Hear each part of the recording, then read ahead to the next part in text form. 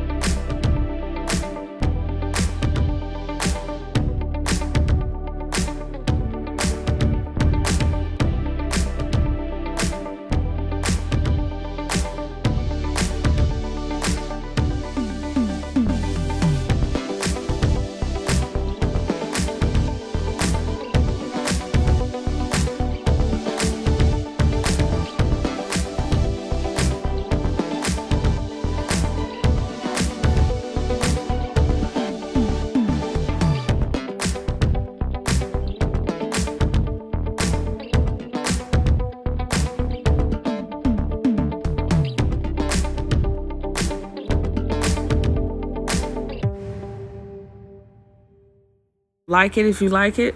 If you don't, you don't. That's fine too.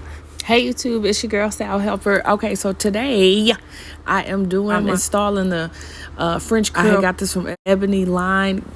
I'm just showing y'all this is everything that I did to prep. I had put pins in the wall because I ain't got no hair rack, and I left just a little bit of space, as y'all can see, so the hair got something to hook on to. Twisted up my hair, parted it, prepped it, everything, so I could just keep braiding. I braided the front.